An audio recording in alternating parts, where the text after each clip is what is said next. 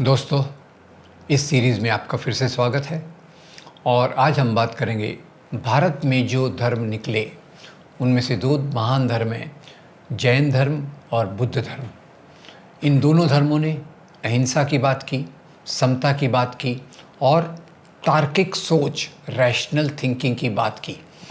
अब जब बुद्ध धर्म और जैन धर्म विकसित हुआ, उसके बाद जो पहला उल्लेख आता है कि सम्राट अशोक ने बुद्ध धर्म को बहुत फैलाया, उनका राज्य का भी बहुत विस्तार हुआ, उनके सिद्धांत आज भी हम देखते हैं शिलालेखों पर उनके खिलाफ उस समय बौद्ध धर्म के फैलने के कारण जो ब्राह्मण वर्ग था उसकी सत्ता, उसका वर्चस्व कम हो गया था। दान दक्षिणा बलि देना, इसके कारण उनका जो वर्चस्व था वो कम हो गया था।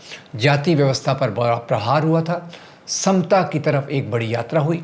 तो इसके लिए जैसे डॉक्टर अंबेडकर कहते हैं, एक प्रतिक्रांति हुई और प्रतिक्रांति की शुरुआत पुष्यमित्र शुंग से हुई।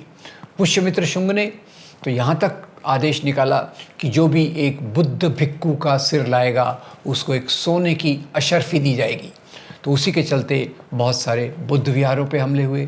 उसी के चलते जो हिंदुओं ने तो नहीं किया, ये हिंदू राजा, ब्राह्मणवादी हिंदू राजाओं ने इस प्रकार के हमले जैन और बुद्ध धर्म के पवित्र स्थानों पर किए, जिसके कारण आज अगर हम इतिहास में जाना चाहें, कहाँ तक हम जाएंगे? क्या हम इतिहास में इतना पीछे जाएंगे, हर एक चीज़ को खोद के देखते रहेंगे कि इसके पीछे, इसके नीचे मंदिर है या इसके नीचे बुद्ध विहार है या इसके नीचे कोई आदिवासियों की कोई जगह है? ये एक गलत रास्ता है। पर यह बात निश्चित है कि जैन बुद्ध धर्म और ब्राह्मणवाद, इसमें ये एक ही है जिसमें बाइनरी है। हिंदू मुसलमान में बाइनरी नहीं है, क्योंकि दोनों एक प्रकार के राजाओं के साथ रहे।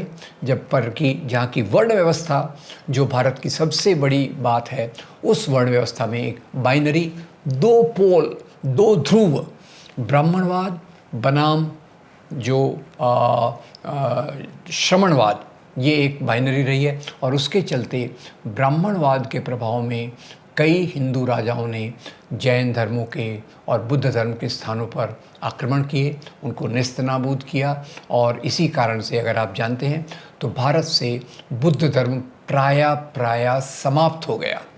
ये बाद में डॉक्टर अंबेडकर थे जिन्होंने 1956 के बाद बौद्ध धर्म स्वीकार करके बुद्ध धर्म को भारत में पुनर्जीवित किया।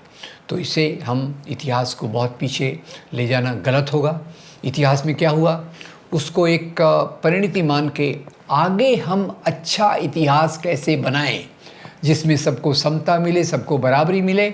और किसने क्या तोड़ा था, किसने क्या नहीं तोड़ा था, बौद्ध विहार तोड़े गए, हिंदू मंदिर तोड़े गए, कहीं मस्जिदें तोड़ी गई, उसको भूलकर एक नए प्रकार के मंदिर, जिसको जवाहरलाल नेहरू कहते हैं, ये भाखड़ा नंगल बांध हमारा मंदिर है। मैं कहूँगा उसी को जोड़कर कि ये साइंटिफिक एस्टैब्लिशमेंट्स, हमारी यूनिवर्सिटीज़, हमारी इंडस्ट्रीज़, ये हमारे आधुनिक भारत के पूजा स्थल होना चाहिए और उसी आधार पे भारत को आगे ले चलना चाहिए। Thank you very much.